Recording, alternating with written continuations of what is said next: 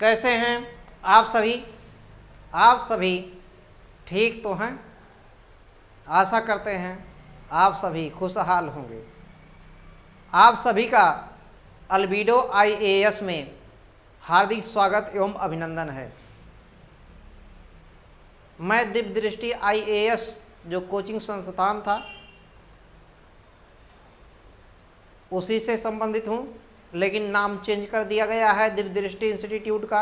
अब नाम हो गया अल्बिडो आईएएस।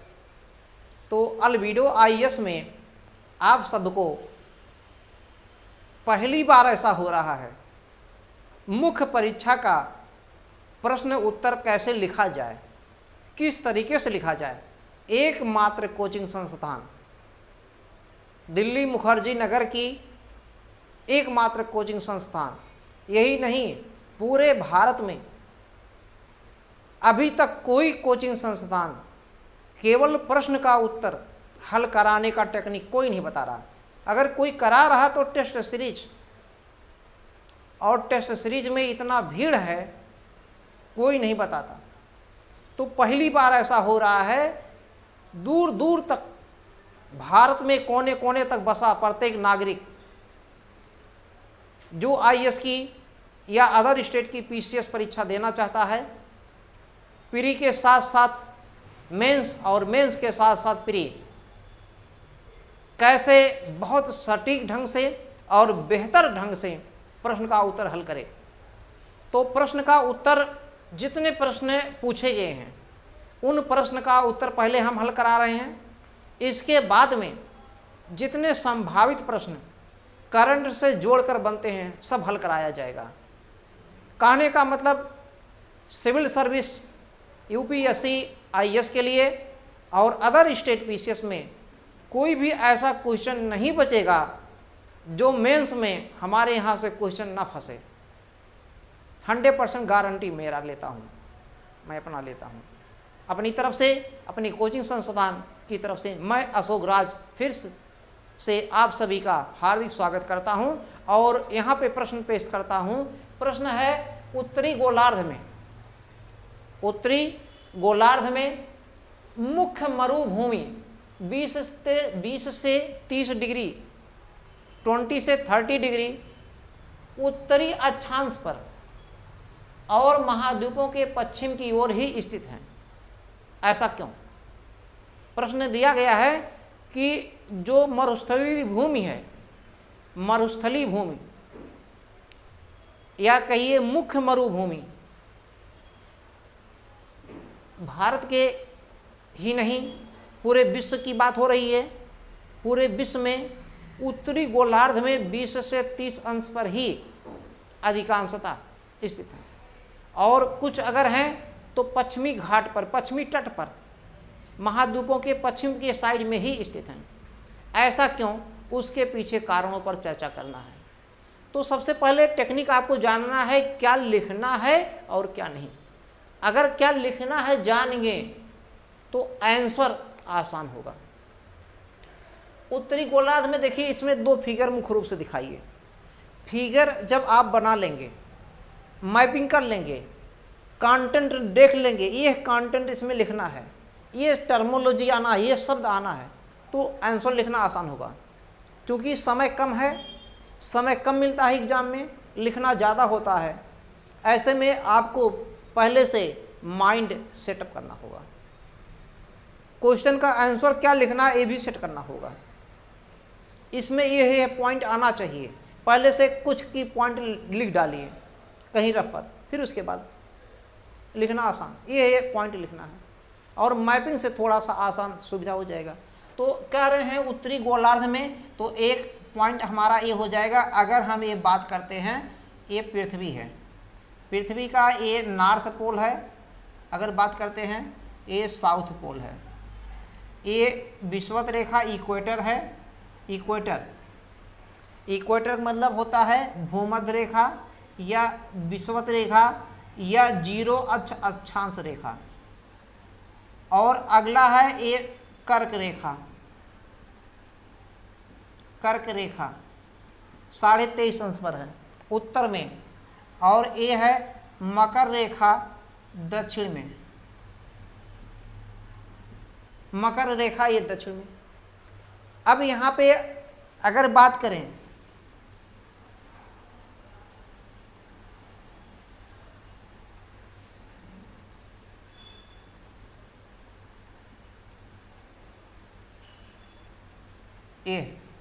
ये उत्तरी अमेरिका, ये दक्षिणी अमेरिका, यहाँ की अगर बात करें तो थोड़ा सा ये सही नहीं बन पाया है।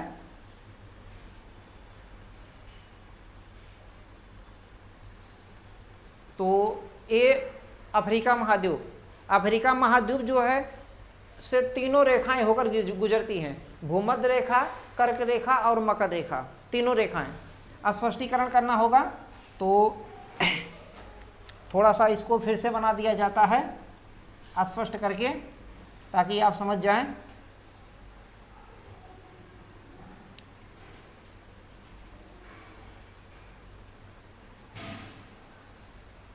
ये है ये,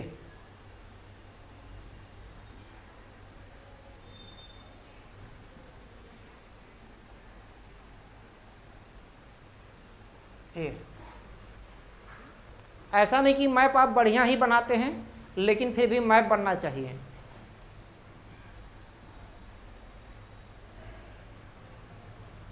ये है, बहुत बढ़िया नहीं बना है। अफ्रीका महाद्वीप है, उत्तरी अमेरिका, दक्षिणी अमेरिका, और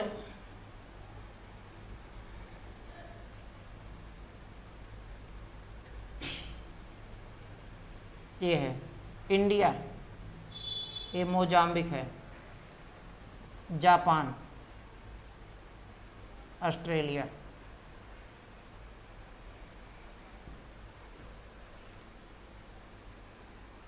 तो एक हमने बना दिया है, यानी कि उत्तरी गोलार्ध है, ये दक्षिणी गोलार्ध है, ये पूरब है और ये पश्चिम है। North pole, south pole, east and west. इस रेखा की अगर नाम की बात करेंगे, ट्रॉपिक ऑफ कैंसर, कर्क रेखा। इस रेखा की अगर बात करेंगे तो इक्वेटर, विषुवत रेखा या भूमध्य रेखा या जीरो अक्षांश रेखा, जीरो अंश अक्षांश रेखा। इस रेखा की अगर बात करते हैं, मकर रेखा, ट्रॉपिक ऑफ कैरिकर्न, ट्रॉपिक ऑफ कैरिकर्न। ये अब इसमें ये कहा जा रहा है उत्तरी गोलार्ध में। उत्तरी गोलार्ध का मतलब ये हो गया भैया, हाईलाइट कर देते हैं। ये समझने के लिए एक फिगर ये बना दीजिए, दो फिगर बना देते हैं तो ठीक, नहीं तो एक ही फिगर इनफ रहेगा। तब इसको नहीं बनाइएगा, थोड़ा सा और बड़े में बनाना पड़ेगा क्योंकि समय कम है। तो ये उत्तरी गोलार्ध में हमने बना दिया है। तो इनका कहना उत्तरी गोलार्ध में मरुस्थलीय क्षेत्र ज़्यादा पाए जाते हैं। साथ में अगर बात करें इस पश्चिमी तट पर, इस पश्चिमी तट पर उत्तरी गोलार्ध में ये पश्चिमी तट पर ही मरुस्थलीय क्षेत्र पाए जाते हैं। यहाँ पर भी हैं, ये ऑस्ट्रेलिया महाद्वीप, ये तो मरुभूमि ही है, प्यासी भूमि का देश, सबसे ज़्यादा मरुस्थल इसी में ही है, ऑस्ट्रेलिया में। तो एक मैप से ये समझ गए, क्लियर हो गया यहाँ तक। अब सबसे पहले इसमें हमको जानना है, क्या लिखना है कि उत्तरी गोलार्ध में क्या लिखना है, इस उत्तरी गोलार्ध में बात करते हैं। तो सबसे पहले हम लिखेंगे उत्तरी गोलार्ध में, प्रश्न का उत्तर क्या लिखेंगे कि उत्तरी गोलार्ध में, उत्तरी गोलार्ध में मुख्य रूपेण 20 से 30 डिग्री उत्तरी अक्षांश पर, नॉर्थ अक्षांश पर मरुस्थल पाए जाते हैं। मरुस्थल, मरुस्थल मतलब मरुस्थल पाए जाते हैं, मरुस्थल पाए जाते हैं। तथा महाद्वीपों के पश्चिमी भाग पर भी, महाद्वीपों के पश्चिमी भाग पर भी, यानी कि उत्तरी गोलार्ध में मुख्य रूप से 20 से 30 अंश उत्तरी अक्षांश पर तथा महाद्वीपों के पश्चिमी भाग पर ही मरुस्थल पाए जाते हैं, जिसमें अब इसमें आगे लिखेंगे, यहीं पे जगह होना चाहिए थोड़ा सा, या आगे लिख सकते हैं लाइन चेंज करके, इन मरुस्थलीय क्षेत्रों में, इन मरुस्थलीय क्षेत्रों में, इन मरुस्थलीय क्षेत्रों में, ये अमेरिका देख रहे हैं, अमेरिका, उत्तरी अमेरिका महाद्वीप में, अमेरिका यूएसए, यहाँ पे मोजावे,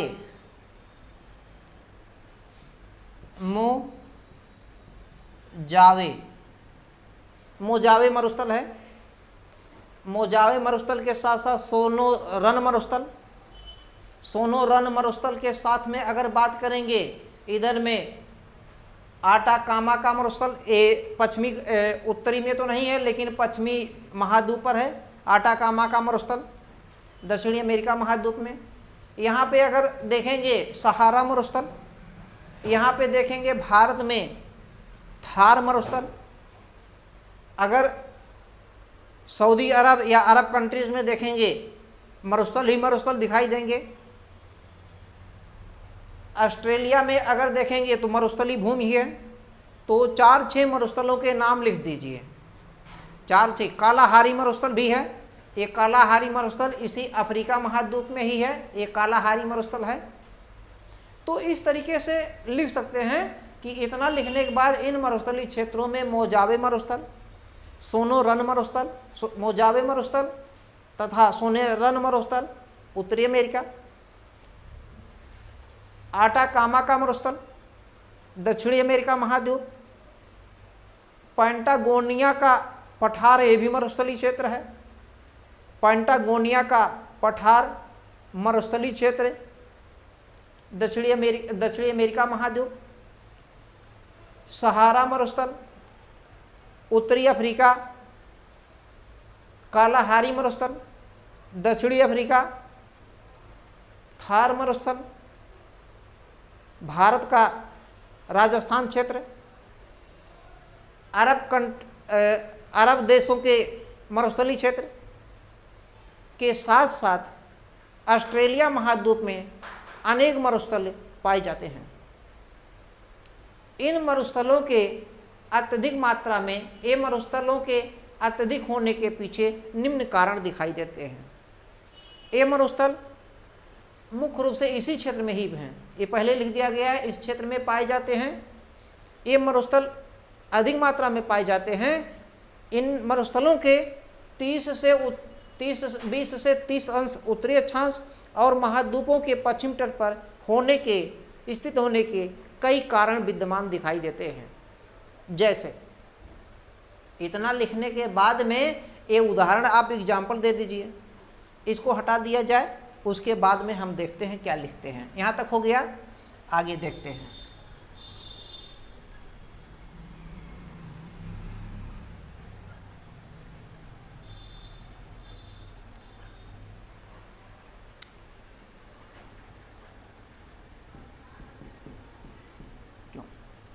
तो अगर हम देखते हैं इस तरीके का,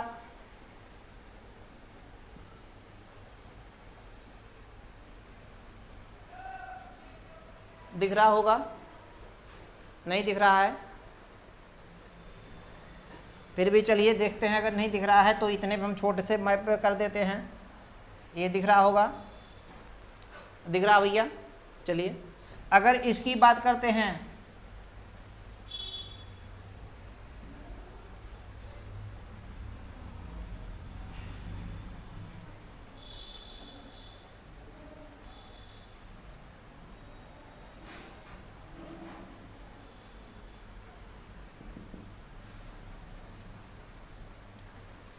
नहीं दिख रहा है तो छोटा सा बना देते हैं।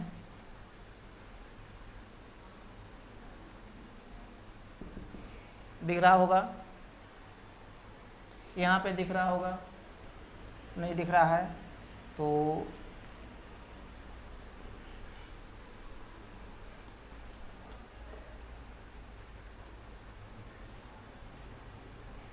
दिख रहा होगा भैया।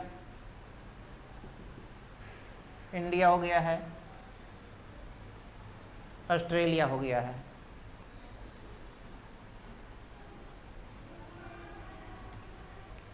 चलिए ठीक है, दिख रहा होगा, क्योंकि इधर में मैपिंग कम हो गया है, जगह कम हो गया है, तो इधर में और आना चाहिए मैपिंग के लिए हमें। हम फिर से बना देते हैं ताकि आपका स्पष्ट रहे।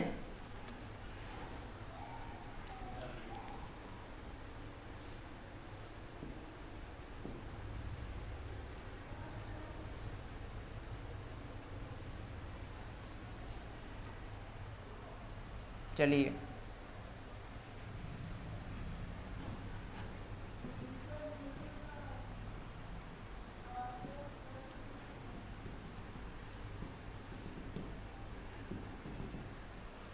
फिर भी ये अगर बात करते हैं, ये कौन सी रेखा है? मकर रेखा, मकर रेखा। अगर ये बात करते हैं कौन सी रेखा है? भूमध्य, भूमध्य रेखा। अगर ये बात करते हैं तो ये कर्क रेखा।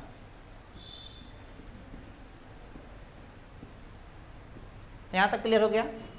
तो यहाँ पर हम बता रहे हैं भैया, ये अगर अमेरिका है, अमेरिका उत्तरी अमेरिका महाद्वीप है जिसमें ये यूएसए है, इसके अगर पश्चिम की बात करेंगे, यहाँ पर मोजावे, मोजावे मरुस्थल है। कौन सा मरुस्थल है? मोजावे। और यहाँ पर अगर देखेंगे सोनोरन, सोनोरन मरुस्थल, दोनों पीढ़ी में कई बार पूछा गया है। ये जो मोजावे है और ये जो सोनोरन है, पीढ़ी में कई बार पूछा गया मरुस्थल है किस देश में है? अमेरिका में, यूएसए में, उत्तरी अमेरिका महाद्वीप में लगता है, यूएसए में। तो ये जो है खास करके अगर देखेंगे तो ये जो कर्क रेखा है 23.5 अंश पर है, कर्क रेखा 23.5 अंश पर है। क्लियर हो गया? कर्क रेखा जो 23.5 अंश पर है, तो 20 अंश से अगर देखते हैं, 20 अंश से ये 30 अंश के बीच में ज़्यादा से ज़्यादा मरुस्थल, ये 30 अंश है और ये 20 अंश है, नॉर्थ में ही लगता है, उत्तरी अक्षांश। ये अगर बात करेंगे उत्तर है, ये दक्षिण है, ये पूर्व है और ये पश्चिम है। तो पश्चिम से पूर्व या कहिए पूर्व से पश्चिम जो भी ग्लोब पर रेखा खींचा गया, ग्लोब मतलब होता है पृथ्वी का नमूना, पृथ्वी का प्रतिरूप। पृथ्वी के जो बड़ा सा आप गोल में देखे होंगे, गोल टाइप का होता है पृथ्वी का नमूना, सब लोग देखे होंगे, उसी को ग्लोब कहा जाता है। ग्लोब का मतलब होता है पृथ्वी का नमूना, पृथ्वी का प्रतिरूप। ग्लोब पर जो पूर्व से पश्चिम रेखा खींचा गया है, या यूं कहिए पश्चिम से पूर्व जो रेखा खींचा गया है, उसे अक्षांश रेखा कहते हैं। तो उत्तर की साइड में 0 अंश अक्षांश जो रेखा है, भूमध्य रेखा, इसके उत्तर में 20 अंश से लेकर 30 अंश के बीच का जो क्षेत्र है, ये क्षेत्र में ज़्यादा से ज़्यादा मरुस्थल है। तो एक इसमें मोजावे मरुस्थल, दूसरा सोनोरन मरुस्थल। अगर यहाँ पे बात करते हैं विश्व का सबसे बड़ा मरुस्थल सहारा मरुस्थल, वो भी इसी क्षेत्र में है, उत्तरी अफ्रीका महाद्वीप में आता है। यहाँ पे अगर देखते हैं तो थार मरुस्थल है। कौन सा मरुस्थल है? थार मरुस्थल। आगे अगर देखेंगे थोड़ा सा यहाँ पे मिलेगा, थोड़ा सा दूर भी मिलेगा, लेकिन है इसी साइड में गोबी का मरुस्थल, ये मंगोलिया में है गोबी का मरुस्थल, थोड़ा सा 30 से और क्रॉस कर जाएगा, लेकिन फिर भी इसी साइड में है। अगर इधर में अरब सागर में देखेंगे तो अरब के कई मरुस्थल क्षेत्र दिखाई देते हैं, अरब में कई मरुस्थलीय क्षेत्र दिखाई देते हैं। यहां तक क्लियर हो गया? अगर यहाँ पे बात देखते हैं ऑस्ट्रेलिया में, ऑस्ट्रेलिया को प्यासी भूमि का देश ही कहा जाता है, क्योंकि ऑस्ट्रेलिया में वर्षा बहुत कम होता है। प्यासी भूमि का देश, वर्षा कम होने के कारण कहा जाता है। यहाँ पे अनेक मरुस्थल क्षेत्र पाए जाते हैं। ग्रेट सैंडी यहाँ का बहुत बड़ा मरुस्थल है। विक्टोरिया मरुस्थल वो यहीं पर है। यहाँ तक कि गर्मी में ऑस्ट्रेलिया की जो सबसे प्रिय नदी है डार्लिंग मतलब वो नहीं कि डार्लिंग कैसी हो, डार्लिंग कैसे हो, ये नहीं, डार्लिंग नदी का नाम है। ऑस्ट्रेलिया की सबसे बड़ी नदी, सबसे लंबी नदी है। और डार्लिंग अगर रूठ गई तो लोग मर जाते कि नहीं, डार्लिंग रूठ गई तो मर जाते लोग। इसका मतलब ऑस्ट्रेलिया की दूसरी नदी जो सबसे लंबी नदी ऑस्ट्रेलिया की है, सबसे बड़ी नदी है, वो मर्रे नदी है। मर्रे तो ऑस्ट्रेलिया की दो नदियां, जो सबसे बड़ी नदी है डार्लिंग नदी, दूसरी जो है वहाँ की सबसे बड़ी नदी मर्रे नदी, ये सब नदियां गर्मियों में सूख जाती हैं। कारण क्या? वर्षा कम होना। यहाँ तक क्लियर हो गया। तो अगर यहाँ पे बात करते हैं पश्चिमी भाग पर, महाद्वीप के पश्चिमी भाग पर, तो ये दक्षिणी अफ्रीका महाद्वीप में आता है। कालाहारी मरुस्थल यहाँ पर मिलेगा, कालाहारी मरुस्थल लिखना पड़ेगा आपको, कालाहारी छोटे में कालाहारी। यहाँ पे लिख दीजिए ग्रेट सैंडी विक्टोरिया मरु लिख के बिंदी लिख दिया, मरुस्थल हो गया। ये सहारा मरुस्थल, ये आटाकामा मरुस्थल, पैंटेगोनिया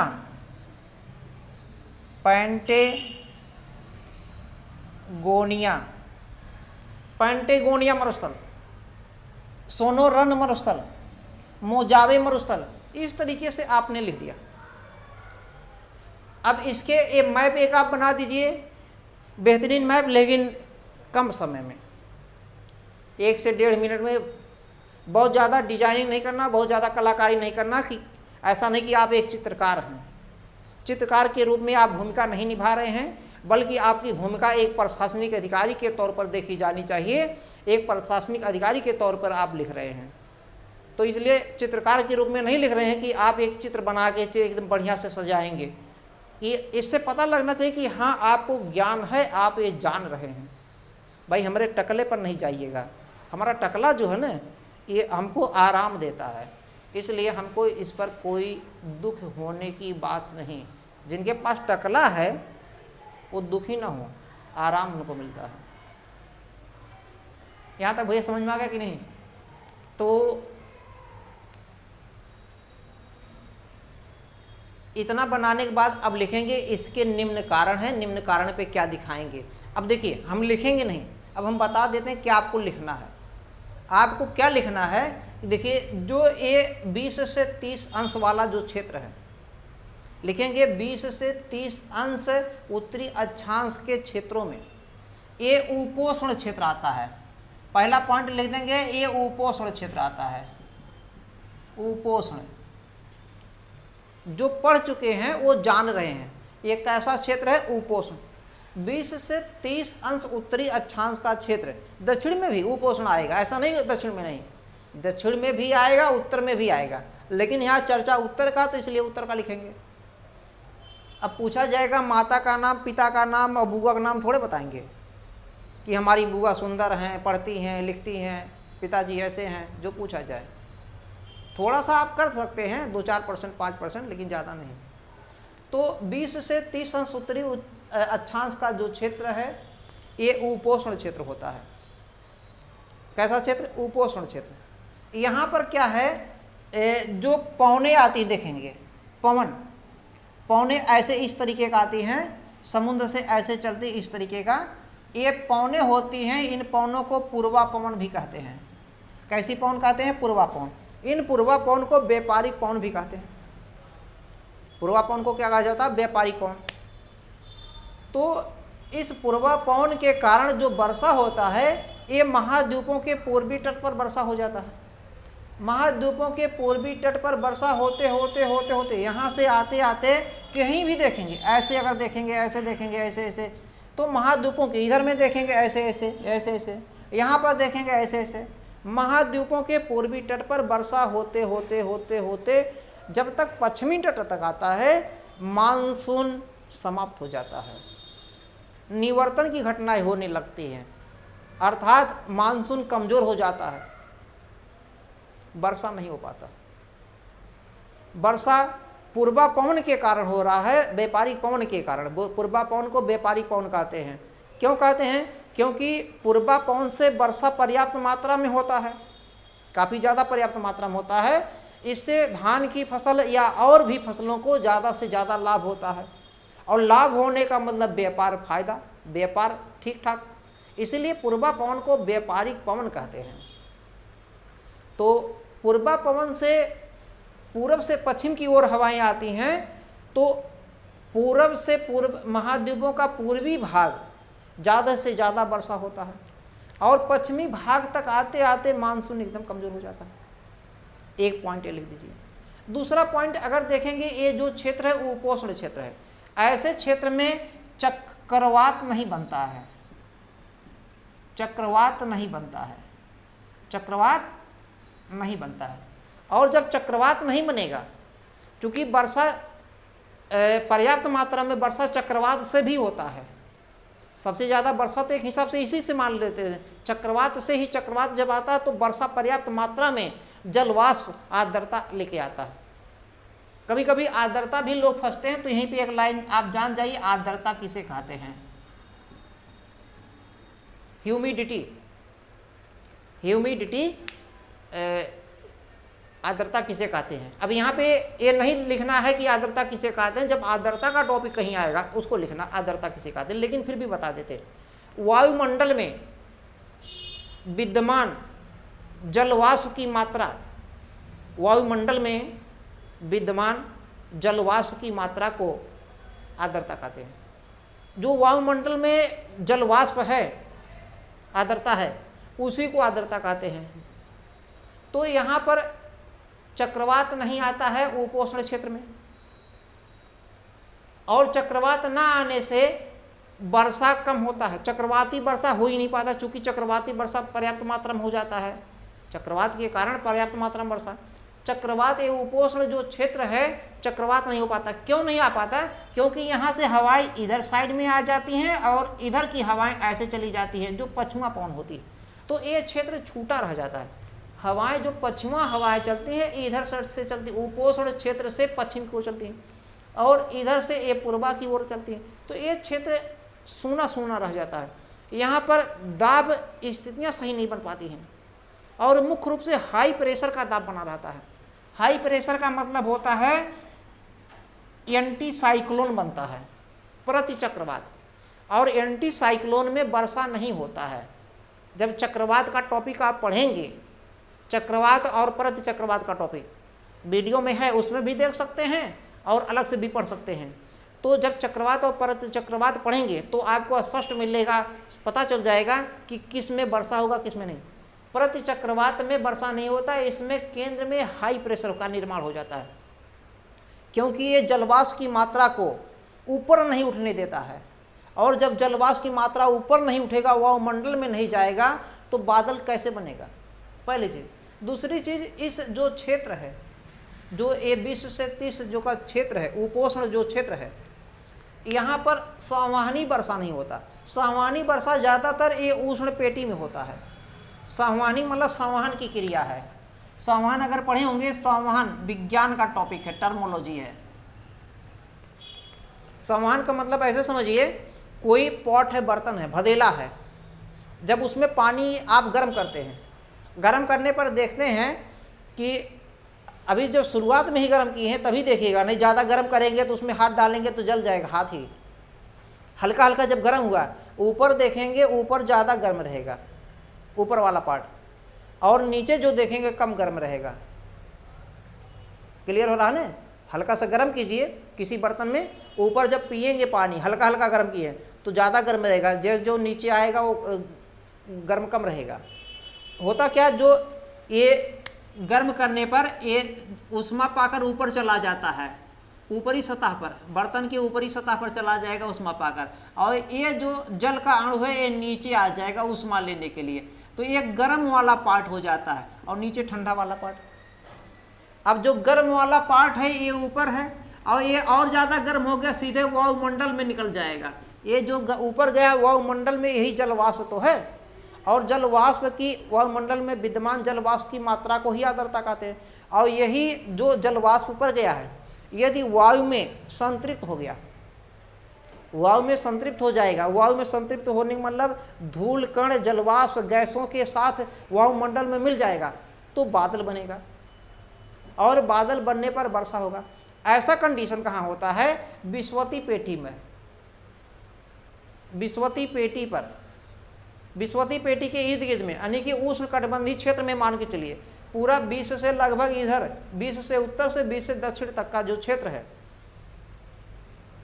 या कर्क रेखा से मकर रेखा का जो क्षेत्र है ये मान के चलिए उष्णकटिबंधीय क्षेत्र है। यहाँ पर वर्षा ज़्यादा होता है। इनमें भी सबसे ज़्यादा विषुवतरेखीय क्षेत्र में वर्षा ज़्यादा होता है, क्योंकि यहाँ इस कैसी वर्षा होती, ऐसी वर्षा।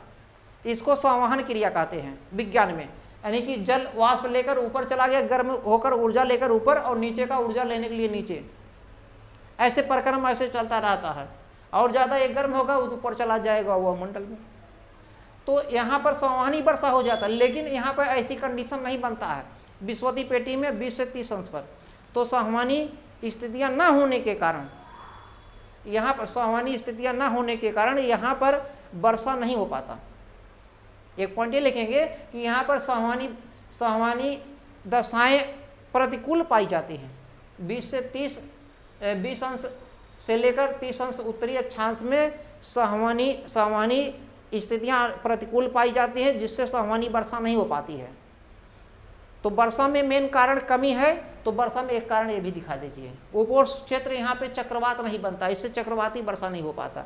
यहाँ पर अगर देखेंगे तो जो जलवाष्प जो ऊपर जाता है, ये क्षेत्र बहुत गर्म क्षेत्र होता है। वर्षा कम है, गर्म क्षेत्र इतना गर्म है, अगर वर्षा कुछ हो भी जाता है तो वर्षा धरती तक, पृथ्वी तक पहुँचते पहुँचते ही जलवाष्प में बदल जाएगा।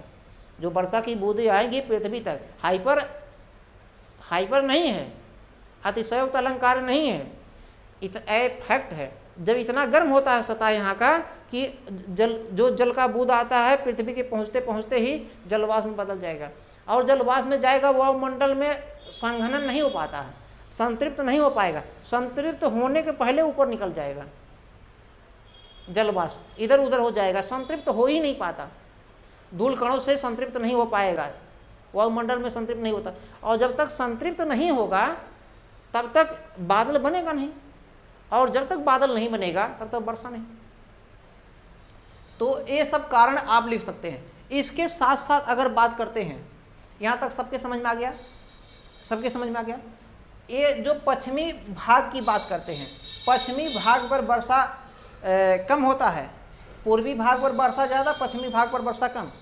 एक कारण और देखिए, अगर पश्चिमी की साइड में देखेंगे, ये महाद्वीप के पश्चिम के साइड में ये पार्ट अगर हम देख रहे हैं, ये वाला पार्ट, ये सहारा मरुस्थल उत्तरी अफ्रीका महाद्वीप अफ्रीका है, तो यहाँ पे देखेंगे कनारी जलधारा, कनारी, सब नहीं लिख रहा सभी नहीं लिखना। कनारी जो जलधारा है ये ठंडी जलधारा है। ठंडी जलधारा के कारण जलवाष्प नहीं बनता।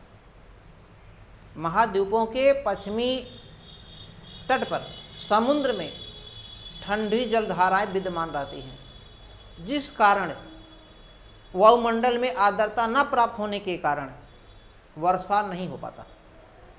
इस कारण महाद्वीपों के पश्चिमी भाग पर पर्याप्त मात्रा में मरुस्थलीय क्षेत्र विद्यमान हो जाते हैं, विकसित हो जाते हैं। इतना क्लियर हो गया है?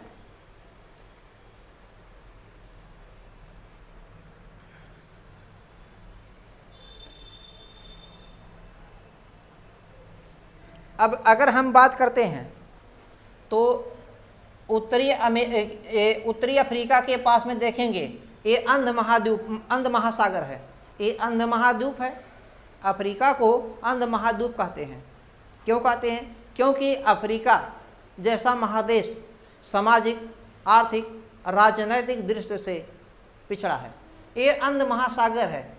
अटलांटिक महासागर को अंध महासागर कहते हैं, क्योंकि यहाँ पे प्राचीन काल में पहले जो है बहुत ज़्यादा जो है हाई प्रेशर और लो प्रेशर के कारण नावें डूब जाती थी, भटक जाती थी, इसलिए इसको अंध महासागर तब से कहा जाने लगा, अभी भी कहते हैं।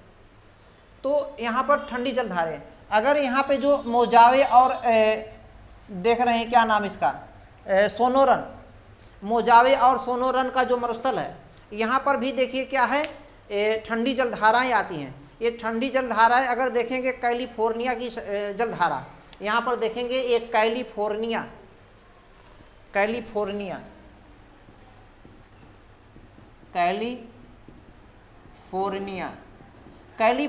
की जलधारा, ये ठंडी जलधारा है। एक कैलिफोर्निया की जलधारा उत्तरी अमेरिका महाद्वीप के पश्चिमी भाग पर, अर्थात ये प्रशांत महासागर में यहाँ पर चलती है ठंडी जलधारा।